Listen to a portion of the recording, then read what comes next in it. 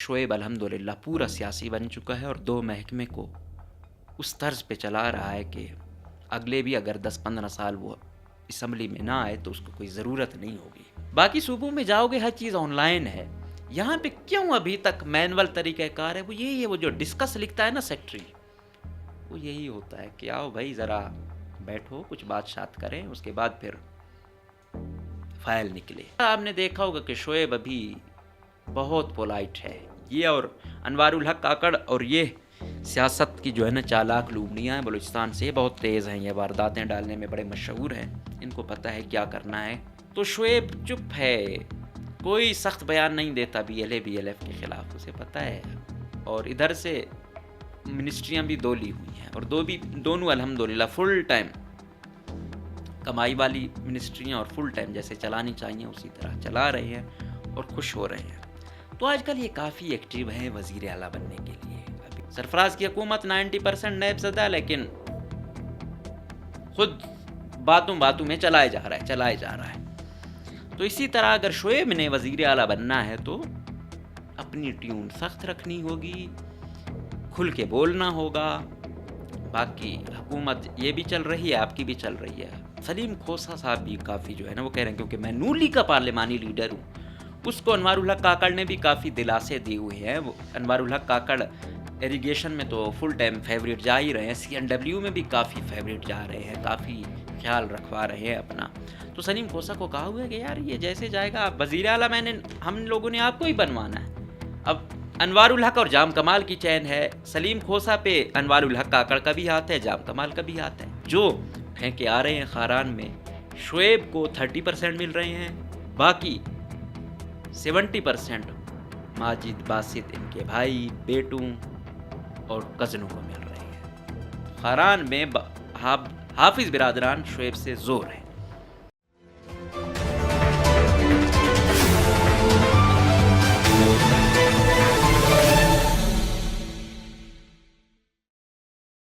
बिस्मिल्लाहिर्रहमानिर्रहीम, अस्सलामु अलैकुम। मुझे कहते हैं मकबूल अहमद। आज हम बात करेंगे कि पता नहीं क्या यकीन दहानी करवाई गई है कि नून लीग के MPA ख़ुसूसन शोएब नौशेरवानी और सलीम खोसा वज़ीर आला बनने के लिए बड़ी आबोताब में हैं। शोएब नौशेरवानी की मौज ये लगी हुई है कि 2 चहीते और कमाऊ डिपार्टमेंट दे दिए मौसूफ़ को। बलूचिस्तान में सबसे ज़्यादा जो चीज़ है माइंस और मिनरल्स, जिस पर सबकी नज़र है, और यही बलूचिस्तान वालों की बर्बादी की वजह भी बने हुए हैं। अगर यहाँ कुछ ना होता तो ये ऑपरेशन होते, ये मार धाड़ होती, ये लापता अफराद का सिलसिला होता, ये बलूचिस्तानियों पर ज़िंदगी तंग होती ना होती। लेकिन मादनियात हैं और कमज़ोर हैं तो हर ज़ोरावर आके डंडे के ज़ोर पे लेके जाना चाहता है।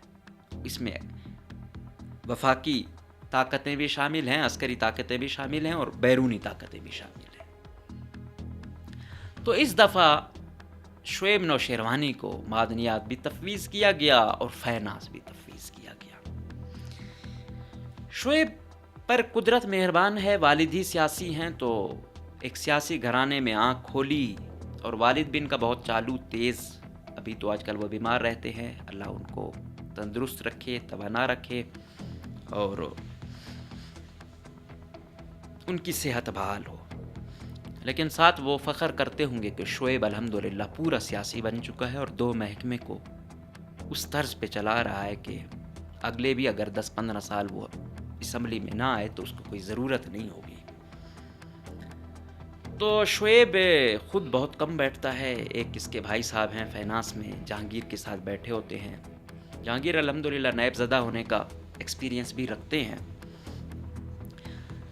इधर से ये भी नहीं बैठता, उधर से वायसराय बलूचिस्तान ब्यूरोक्रेसी का जो वायसराय है इमरान द ग्रेट ज़रकून साहब, जो QDA में गए भी केस बना, PDMA में गए भी केस बना, अल्हम्दुलिल्लाह जहाँ जाएंगे केस तो फिर बनेंगे ना, ज़ाहिरी बात है। जिस तर्ज़े पर वो नौकरी करते हैं वो वायसराय तर्ज का है।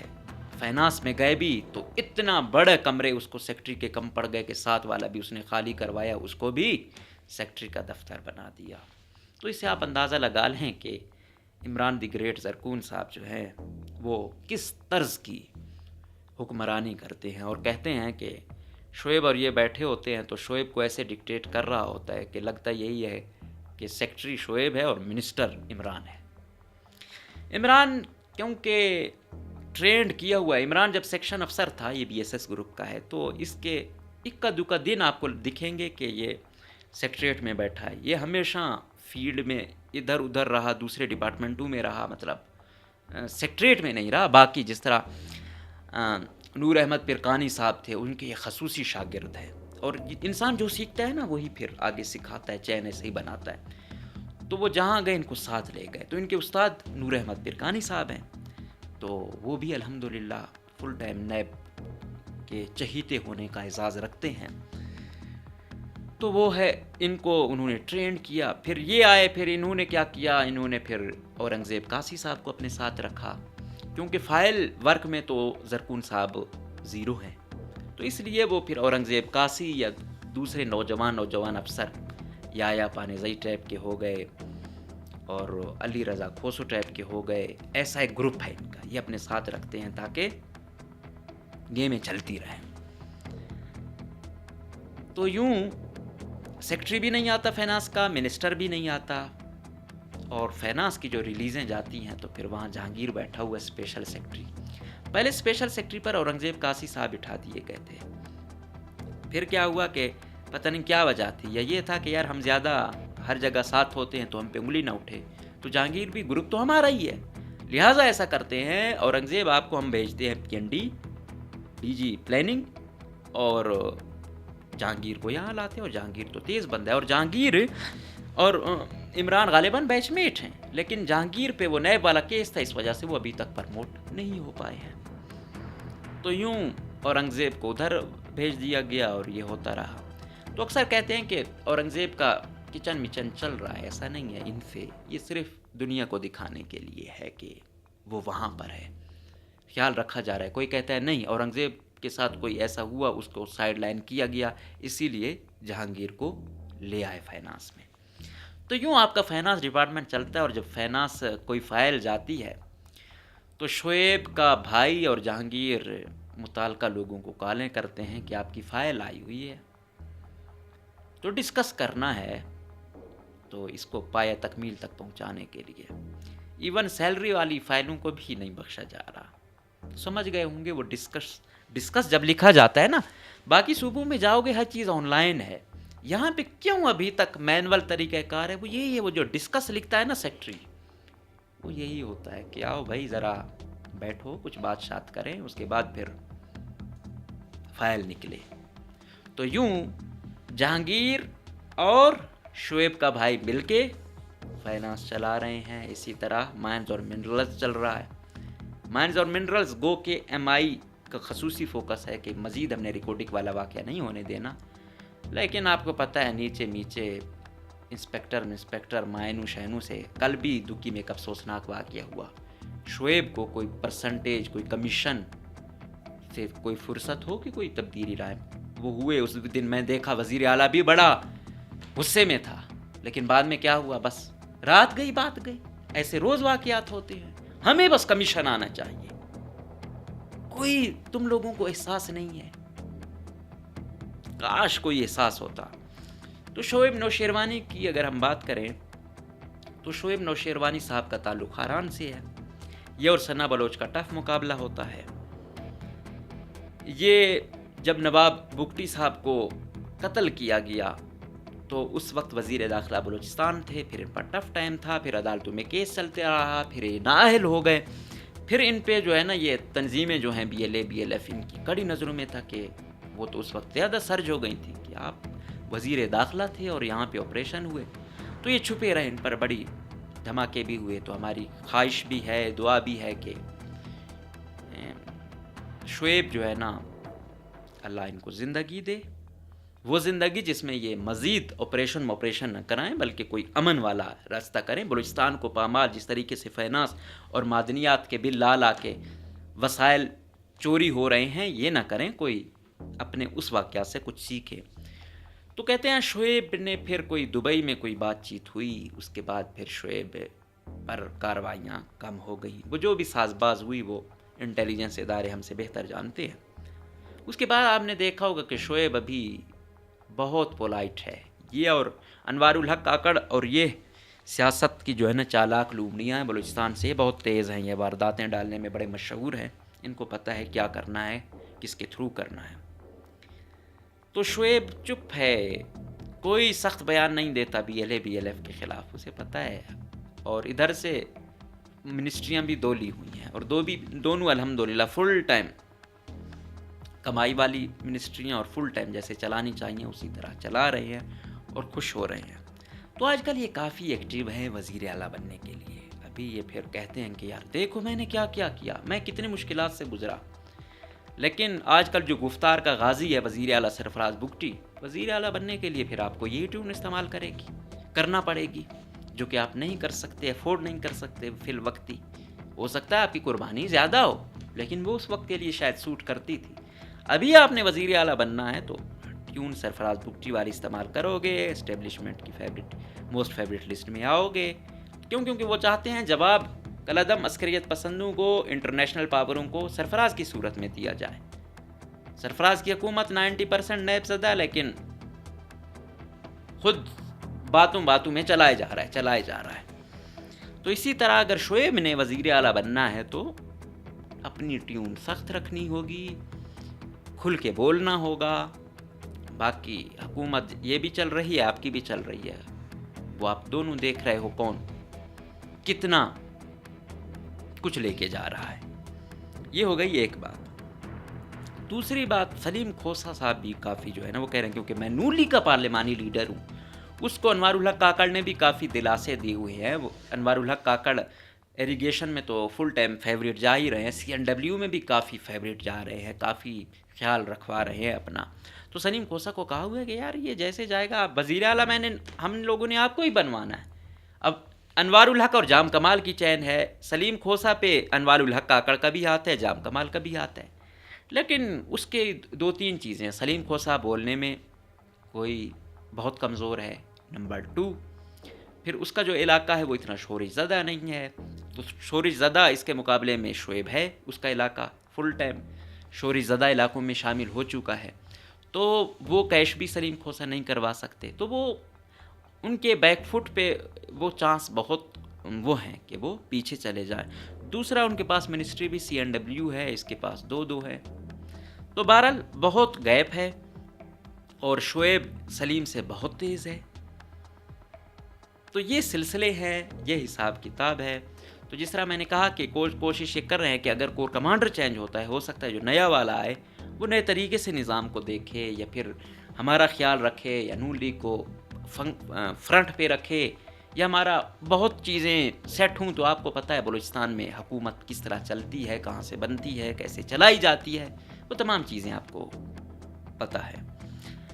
دوسری اہم خبر کہ نوشکی کیڈٹ کالج کے قریب سے ایک سیکٹری صاحبان کے بھائی کو، جو ٹھیکیدار تھے، ان کو اٹھایا گیا، عسکریت پسندوں نے اٹھایا اسے، تو پھر سیکٹری صاحبان ذرائع بتاتے ہیں گئے، خاران میں کوئی ڈیل ہوئی، اور پھر لے دے کے وہ اپنا بھائی بازیاب کروا لیا گیا۔